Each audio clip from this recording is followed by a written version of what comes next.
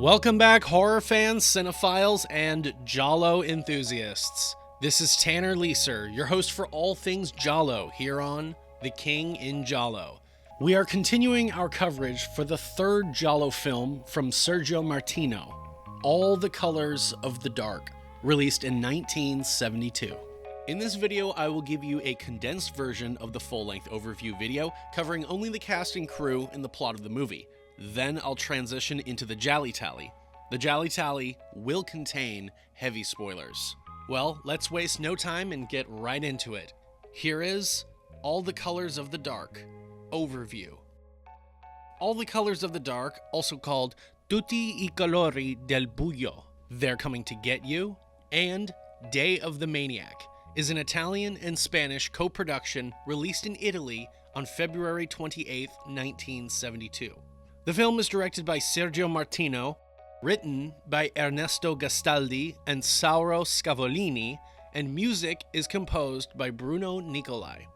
The cast is comprised of Edwige Fenech as Jane Harrison, George Hilton as Richard Steele, Nieves Navarro, billed as Susan Scott, as Barbara Harrison, Ivan Rassimov as Mark Cogan, Julian Ugarte as J.P. McBrian, Marina Malfatti as Mary Weil, Jorge Rigaud as Dr. Burton, Luciano Pigozzi, billed as Alan Collins, as Francis Clay, and Dominique Bochero as Jane's mother.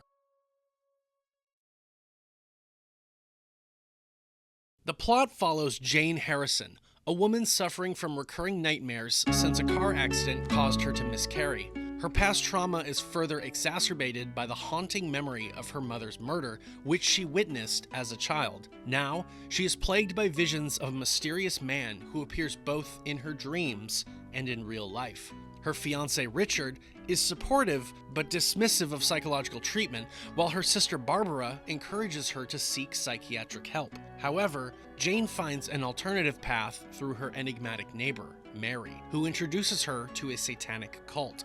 Promised relief from her pain, Jane is drawn into the sinister world of occult rituals, but as those around her begin to die, she is left questioning her sanity and reality itself.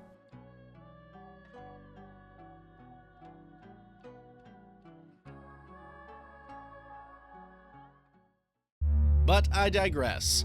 On to the Gialli Tally. Spoilers ahead for those of you who haven't yet seen the film. You've been warned.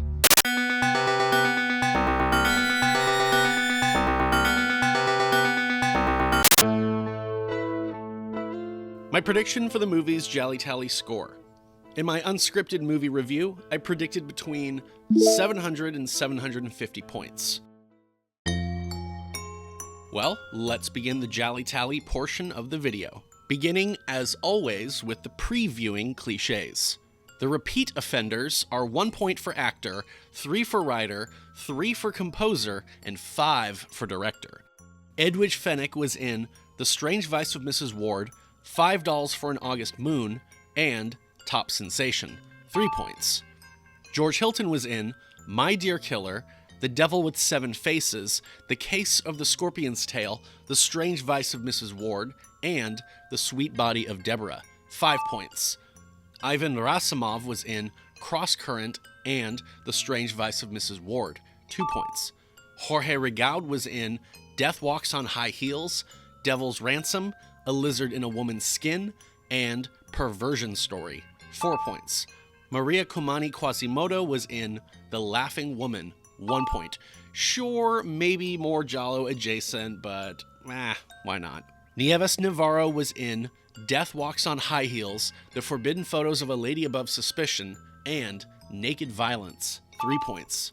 Marina Malfatti was in 7 Blood-Stained Orchids, The Night Evelyn Came Out of the Grave, The Fourth Victim, and Run Psycho Run, 4 points. Luciano Pigozzi was in The Devil with Seven Faces, The Price of Death, Human Cobras, Hatchet for the Honeymoon, Naked You Die, Libido, and Blood and Black Lace, 7 points. Dominique Bochero was in The Iguana with a Tongue of Fire and Libido, 2 points. Lisa Leonardi was in The Case of the Scorpion's Tail, 1 point. Tom Falegi was in 7 Blood-Stained Orchids, Death Falls Lightly, Four Flies on Grey Velvet, Oasis of Fear, The Case of the Scorpion's Tail, and The Cat o' Nine Tails. 6 points. Vera Drudy was in Seven Blood-Stained Orchids. 1 point. Carla Mancini was in Seven Blood-Stained Orchids, The Devil with Seven Faces, The Blood-Stained Butterfly, The Black Belly of the Tarantula, Cross Current, Oasis of Fear, Slaughter Hotel, The Designated Victim, and The Bird with the Crystal Plumage. 9 points. Ernesto Gastaldi wrote Death Walks on High Heels, The Case of the Scorpion's Tail, Human Cobras, The Strange Vice of Mrs. Ward, The Forbidden Photos of a Lady Above Suspicion, So Sweet, So Perverse, The Sweet Body of Deborah, A for Assassin, The Murder Clinic, Libido, and The Possessed. 33 points. Sauro Scavolini wrote The Double and The Case of the Scorpion's Tail. 6 points. Santiago Moncada, credited with writing the story, wrote The Fourth Victim and Hatchet for the Honeymoon. 6 points. Bruno Nicolai composed The Night Evelyn Came Out of the Grave and The Case of the Scorpion's Tail. 6 points. And Sergio Martino directed The Case of the Scorpion's Tail and The Strange Vice of Mrs. Ward. 10 points. Cliché points for the title, All the Colors of the Dark, contains the words color, which I've never actually given points for it just being the word color. It usually has to actually be a color like green or red, but color, sure. And the word dark. 10 points. First look, 25 points for the Italian director, an additional 15 points for the movie releasing during the golden age of giallo cinema, and 15 points for this movie being a quintessential giallo film. And would you look at that, it is plot o'clock. We open on a landscape, followed by the opening credits, and then the nightmare begins. N is for nudity, extra points for someone being nude during their murder, 10 points. E is for eyeballs, 5 points. K is for knives, extra points for the knife being bloodied, 10 points. The sequence is moderately disturbing. We see a bloodied pregnant woman, a naked woman being attacked in bed, a strange doll-like woman sort of dancing, and a man with icy eyes stabbing said woman in bed. The scene ends with an allusion to a car accident. This is Jane, who wakes up from her nightmare, alone in bed. We get some nice visual clues. She overslept and she takes pills. She showers. Jane's boyfriend Richard arrives and gets her back into bed. Richard notices the pills on the nightstand, which Jane did not take last night. He has her take them now. Character takes prescription pills, 5 points. She asks Richard to stay with her until she falls asleep, and he agrees. In bed later, the two get intimate. Necking, 5 points. Z is for zoom, extra points for zoom on eyes, 10 points. H is for hallucinations, extra points for this likely being triggered by the medication, 10 points. Jane sees the stabbing from her nightmare and recoils in fear. Richard comforts her. Art featured, 5 points. Later on, Richard goes to leave, and Jane tells him she spoke to Barbara earlier, to which he supposes this was about Jane seeing her psychiatrist, whom he dismisses as Freudian hogwash. Jane says he's the best, but Richard warns her it's dangerous to start this, because she might never stop. He assuages her having nightmares as being related to her recent operation. Exposition dumping, 2 points. Richard leaves. Outside, he notices the new neighbor staring at him from her window. Jane watches on. First person POV, 5 points. Jane talks with her sister Barbara about her psychiatrist. Barbara warns Jane that her other doctor technically works for Big Pharma and is pushing the drugs on her, and so Jane should just listen to the advice of the psychiatrist, Dr. Burton. As Jane waits to see Dr. Burton, she notices the man from her nightmares in the waiting room staring at her. A second nightmare sequence shows the same man approaching the woman on the bed and stabbing her repeatedly before backing out. Dr. Burton questions Jane about her nightmares. Q is for questions, 5 points. The woman being stabbed is Jane's mother. Jane says she was 7 when the murder happened. Dr. Burton enlightens Jane that her clarity of this traumatic event is typically the endpoint of psychoanalysis, where the patient should start to improve because they know the source of their trauma. Jane confesses that she cannot confide in Richard, that he attributes all of her symptoms to the car accident she had in which she miscarried their baby. She says she cannot tell him about the man with the knife. Jane then says that he was in the waiting room, but Dr. Burton reveals that there was no one else waiting with her, for he does not allow his patients to cross paths, which is good. Can you imagine if Jane and Carol were to meet? Barbara, however, backs up Jane's assertion. She says there was a man, but he wasn't a patient. Dr. Burton apologizes, then suggests that Jane quit taking the vitamins the other doctor prescribed her and diagnoses her main problem as being alone too often. We're in the Temple Station subway now. Urban locales, 2 points, and foreign locales, London, 5 points. Jane enters a subway. C is for children, 5 points. G is for gloves, 5 points. Eventually, Jane and one other passenger are the only commuters on the subway car. The man from her nightmares. The man moves closer to Jane during each blackout. At the next stop, Jane bolts from the car and out into public, but he's not pursuing her. She walks through the park, assuming she's not alone. The man suddenly appears in front of her. She shouts at him to quit following her. Y's for yelling, extra points for a hysterical woman yelling, 10 points. She runs all the way home, but in her panic, struggles to get inside. Close up on a door lock, 5 points. Jane's new neighbor, Mary, lets her in. On the lift up, the two women exchange names. Mary invites Jane up for some tea. I want to point out that, like in Seven Bloodstained Orchids, Marina Malfatti can technically be clothed, but she always has a nipple sticking out.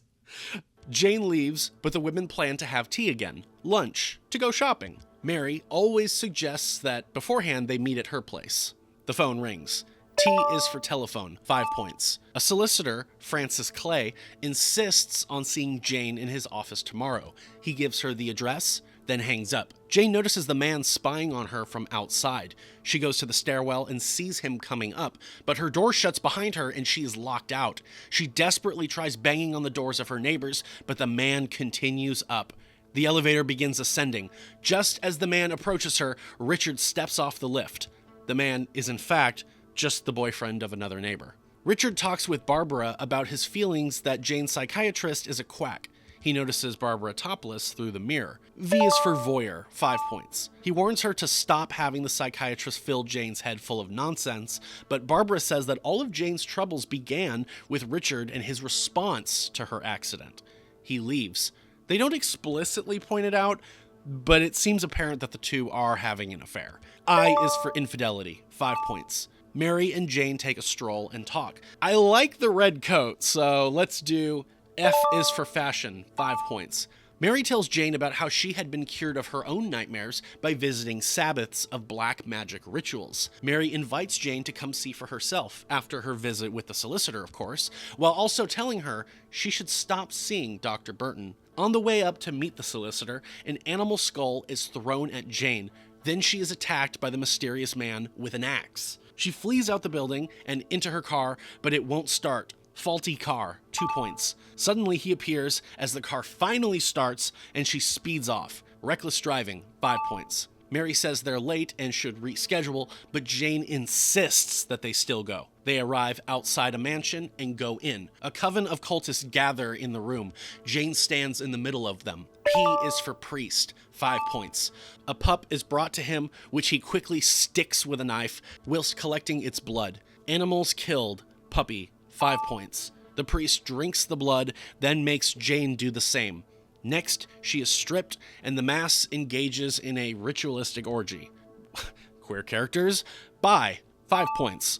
Orgy scene, 7 points. The scene transitions to Jane in bed with Richard. Aardvarking, 10 points. Jane tells Richard that she'd told Barbara that she won't be seeing Dr. Burton anymore. Richard goes to take a call. While alone, Jane sees the same man again watching her from outside the window. She flees to find Richard. The phone is out of service, but a restaurant worker points her to where Richard might be. She hops into a taxi. Back home, Jane notices a book on the occult with a piece of page torn out. Odd clue, 5 points. Supernatural elements, 2 points. Richard enters and inquires about where Jane had gone. She asks him about the occult book, which he responds to saying he thought it would be interesting. He explains how the phone was out of service at the restaurant and he had to go find an operable one. J is for J and B, 5 points. Jane meets Mary for another black mass. Again, the mass devolves into sex. She has another flashback of the nightmare. The priest tells Jane that she must kill Mary now and hands her the knife. Mary offers herself, but Jane just cannot. Mary ajaxes herself onto the knife. W is for witness, 5 points. We cut to Jane passed out in the grass outside the mansion. She comes to and finds the man again. He says that she is one of them now and leads her back. Inside, they find blood on the floor where Jane had killed Mary. The priest enters. Jane is unsure if she was drugged, if it was real, or if it was another nightmare. Jane begs to see Mary. The priest explains that Mary had brought Jane to be her replacement, and hence she was free to leave. He shows her to Mary's body. Jane, once again, runs for it.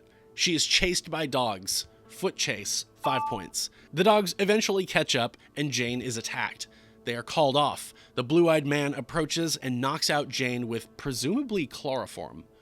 Jane wakes up in bed with the scars from her dog attacks still present. On the mirror, she finds a note from Richard expressing that he will see her later this evening. Mirror being used beyond its natural purpose. 2 points. I love how the camera zooms onto the mirror, but the focus is on Richard's name. Jane notices a tattoo or a marking on her arms of the eye from the cult's gatherings. Jane goes to speak with Mary, but a different woman answers. Jane bursts in, demanding to see Mary, but it's no use. The woman says she arrived yesterday and the furniture was already here. She passes Jane the address where she might be able to find Mary. Jane drinks, smokes, and waits. Extra points for J is for J and B being drunk. 5 more points. Richard calls and says he won't be home until the morning, but she begs him to hurry home now. He agrees to. She promises to remain in the house. Outside, though, the man spies on Jane. We receive some more amazing camera work where we can see the phone reflected, but the focus racks to show the occult book inside. Jane tries calling Barbara, but there's no answer. She tries Dr. Burton's office, but is told that Barbara is out of town seeing a patient. Jane begs to speak with Dr. Burton, and he's brought on the phone. He tries to tell her that it's all a hallucination and to come to his office at once, but she refuses to leave. He says he will send someone to come get her right away. They'll be up in 10 minutes. She checks again, and the man outside is gone. More excellent camera work as the man enters into the flat. As Barbara backs up, we see him approach her in the reflection. She imagines him stalking forward with a knife and attacking her. Jane realizes that he's not really there, but she has injured herself with broken glass. With Dr. Burton now, he presumes the marking is Kabbalistic in origin. She explains the black masses to him. He tells her there's still no proof that she killed anyone, and then gives her sleeping pills and informs her to come back tomorrow after she's well rested. He agrees to help Jane and to stay by her side. Dr. Burton drives Jane to a country house where an elderly couple will look after her. Dr. Burton leaves, but we see the man standing outside the cottage. Richard arrives and receives an envelope for Jane. There's a brief encounter with Carla Mancini, who plays so many minor roles in giallo films. She's the woman being spied upon in the opening of The Bird with the Crystal Plumage. Richard enters, but since Jane is gone, he calls Barbara and inquires about Jane's whereabouts.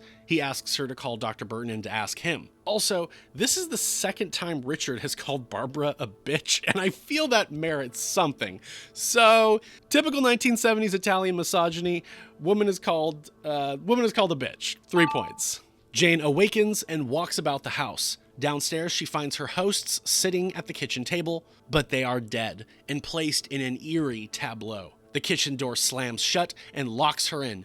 Jane collapses to the floor. Extra points for Z is for zoom, for a zoom on a dead body. 5 more points.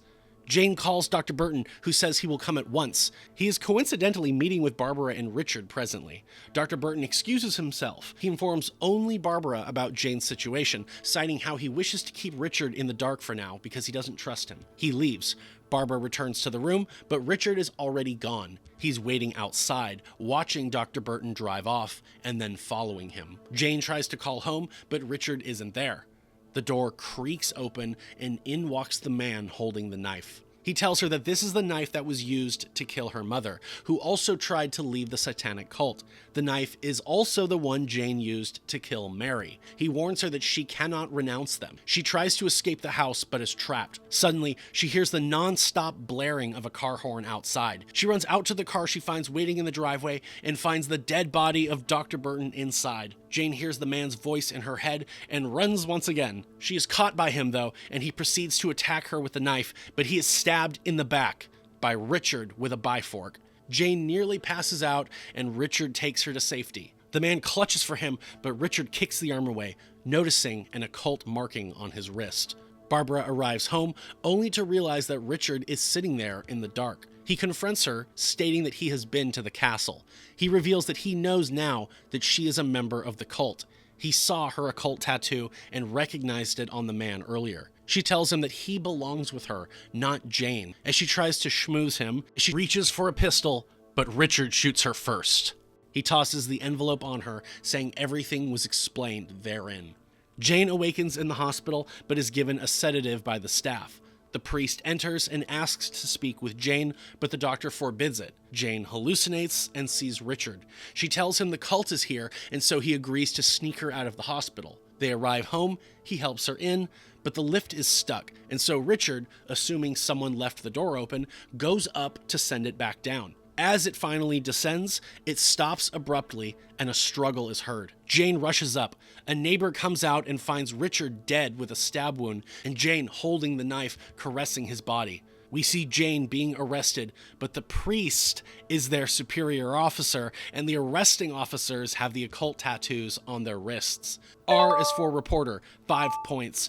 U is for undercover, 5 points. That goes to the priest for being dressed like a cop here. Jane is brought back to the castle and the Black Mass. The priest approaches and stabs Jane, but she awakens in the hospital with Richard by her side. The inspector is here as well. She fears Richard is not real, but the inspector lays the truth out for her. All of the people were in the same coven. He says most of the members are either dead or already arrested, except for their leader, J.P. McBrian. But don't worry, because the police are looking for him. Her sister Barbara was the brains of the operation, and they found her body, dead, believed to be a suicide. Richard says nothing. The inspector goes on to say that the man who murdered Jane's mother had fled to Australia and had named Jane and Barbara in his will. I don't understand that, but sure. He brings in Francis Clay to explain. Mr. Clay says that she and her sister were the inheritors to a small fortune, and since Barbara is dead, Jane will inherit it all. Jane brings up a good point. What would have happened if she died? And Mr. Clay confirms it. Then her sister would have inherited everything. So it seems that Barbara wanted Jane dead so she could inherit the entire sum herself. Back home, the scene plays out the same as the nightmare. The lift is stuck, Richard goes to send it back down, Jane realizes she had a premonition and calls out to Richard. Richard is able to intercept McBrian, who tries to stab him. The two struggle. Since her nightmare was a premonition, I will say psychic visions for Jane. 5 points. Jane runs up as the two scuffle. McBrian accuses Richard of killing Barbara, and he's not wrong, and for that, he must die. But he drops the knife and runs to the roof. Richard gives chase. Extra points for Z is for zoom on a knife or weapon. 5 points. The men fight on the roof. Richard chases McBrian. McBrian attacks Jane and tries to throw her from the rooftop, but Richard intervenes and sends McBrian over the edge. Rooftop scene. Full points for it leading to someone's death. 10 points. Someone dies by falling to their death. 15 points. The killer is killed by someone. 10 points. The killer dies accidentally by falling. 10 points. Woman is saved by a man. 10 points. Whew. Jane says that she knew Richard killed Barbara, just like she knew that McBrian was waiting upstairs. She asks him to help her, and the credits roll. Like, the movie just kind of ends really quickly. Sure, let's add up some final cliches. For Barbara leading the cult, which are actually drug dealers we find out disguised as Satanists, S is for secrets. Extra points for the killer having an impossible to predict motivation, and I'll mend this to allow it for Barbara being the mastermind. 10 points. O is for obsession for Jane's mental preoccupation this whole movie. 5 points. Extra points for P is for priest, for the priest being a killer. even though we don't see him technically kill anybody. 5 more points. I won't be adding points for the killer's identity being hidden until the end, because we know the man in Jane's nightmare is the killer, so to speak. I could theoretically save it for Barbara. I'm just not going to. I'm going to say this real quick. This movie is really different how it utilizes killers, how it utilizes investigations. I mean, it's a giallo, but it is very unique in how it operates like that. Like, murders were happening. We know it's this guy with blue eyes, but the cult is all involved also, and Barbara is involved, even though she's not technically killing anyone. She is the mastermind.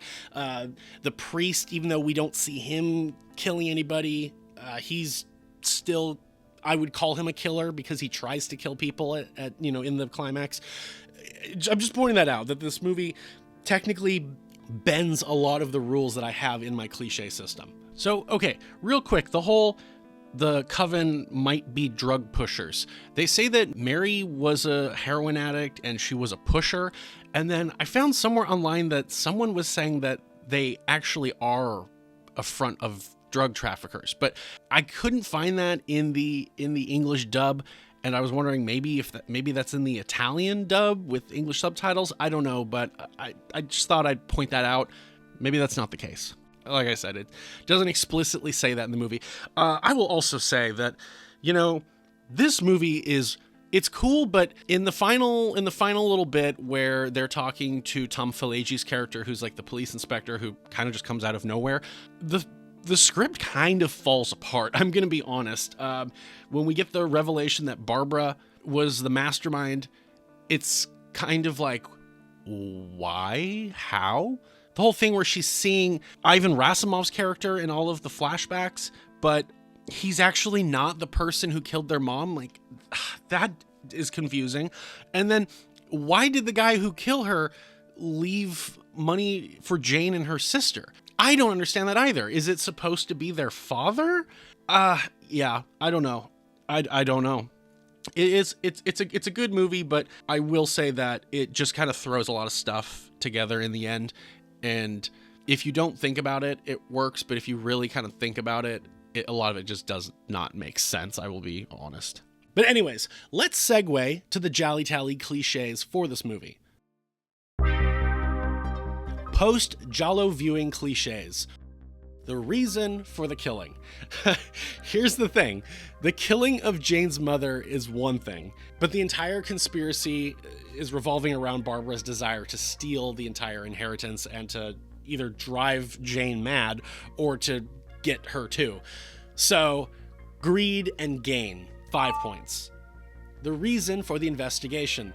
Again, this movie is a little different. I will say that Jane is mostly a passive protagonist where things just happen to her. I wanted to say that she was obsessed due to losing her mother to the killer, but she doesn't really investigate. And despite us not seeing their investigation, the police do technically solve everything with the cult. Who McBrian is, the fact that they're actually drug traffickers, it's so weird. So, police investigator, 2 points. And I'll at least add extra points for Jane being an amateur detective, 5 points, even though she doesn't really investigate all that much. Bonus points. The style bonus. This movie is incredibly stylish. I did not realize it until I was rewatching it, but it's like, move aside, Lindsay, this is up there. And it's not just in the nightmare scenes. I mean, the camera work alone is incredible. How it does so much with visual storytelling, not having to tell you everything. It just puts things in the frame and lets you figure it out. And oh my gosh, it's incredible how the focus racks between things that are in the foreground and in the background. How it uses reflections. And we have, beyond all this, we have slow-mo, colored lights, stuttering effects, crash zoom ins, zoom outs, kaleidoscopic effects, fade effects, photo negative effects, practically everything. Out of a maximum of 25 points, I am going to give All the Colors of the Dark 24 points for its style bonus. Soundtrack.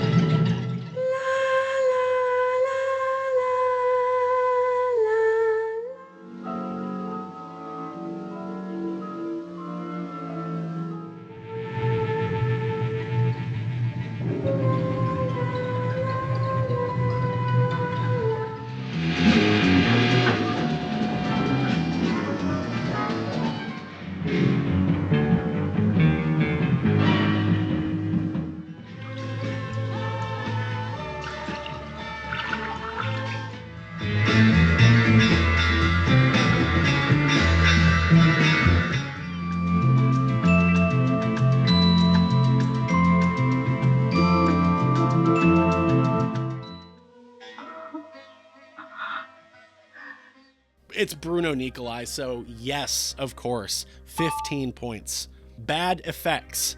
Yes, we have fake animal puppets and a fake body falling. I'll say max points, why not? 15 points. Final look. Extra points. The Deadpool, tallying how many kills and deaths are featured in the film. I break it down as thus. 10 points per kill or death scene for the main Deadpool, plus any stylistic kill multipliers, which we didn't add yet, plus the knife kill bonus. We have Mrs. Harrison, impaled with a knife, 21 points. Mary Weil, impaled with a knife, 21 points. Mrs. Maine, throat slit, 17 points. Mr. Maine, throat slit, 17 points. Dr. Burton, throat slit, 17 points. Mark Cogan, impaled, 16 points. Barbara Harrison, shot dead, 10 points. And J.P. McBrian, fell, 10 points. Extended Deadpool for those other deaths mentioned but not seen, I'll give 3 points for each. We have the unknown man who killed Mrs. Harrison and with his death left Jane and Barbara an inheritance. Because remember, despite the movie showing us Mark in the nightmares and flashbacks as the one killing Jane's mother, it actually wasn't him. It was some other guy who died in Australia and left them an inheritance. So 3 points. And Jane's baby who was miscarried, 3 points. I will say this also, the 3 people who get their throat slit, it's presumably done with the same knife that we always see, but since we don't see it, I'm not going to give the knife kill bonus for that. But we do see their throat slit, so that is something, even though we don't see it happening. Red herrings for the total number of legitimate suspects in the film. 5 points per legit suspect are awarded.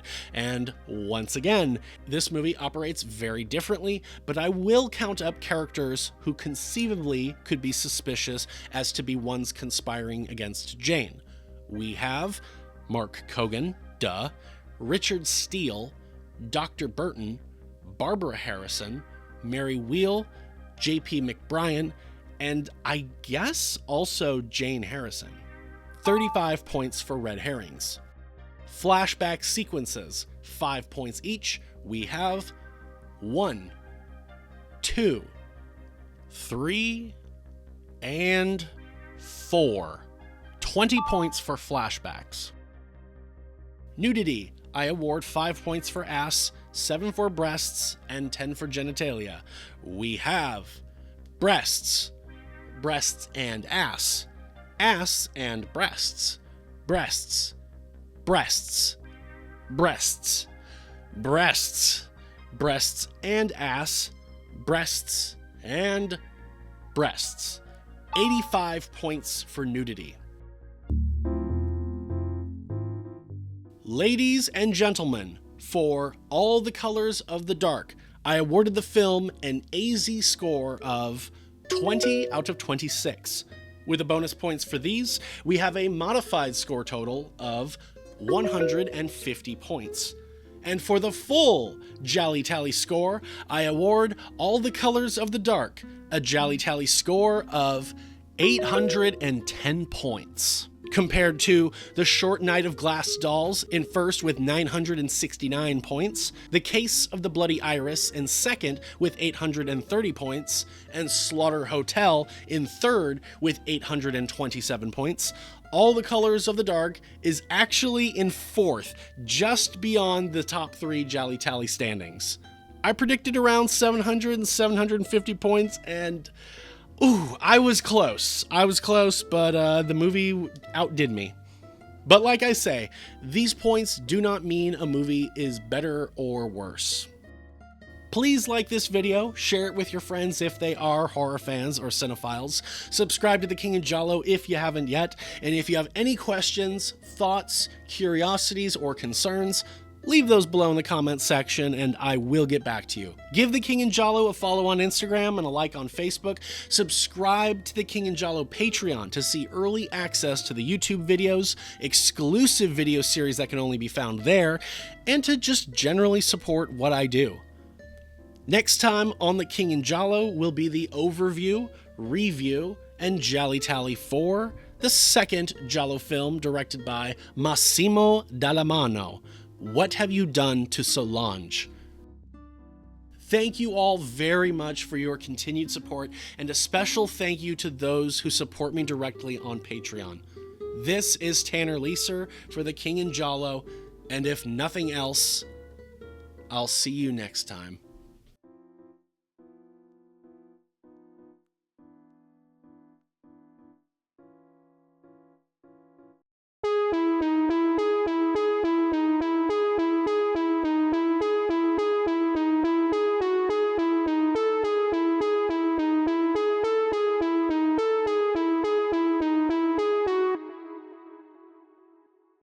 People like me are popular.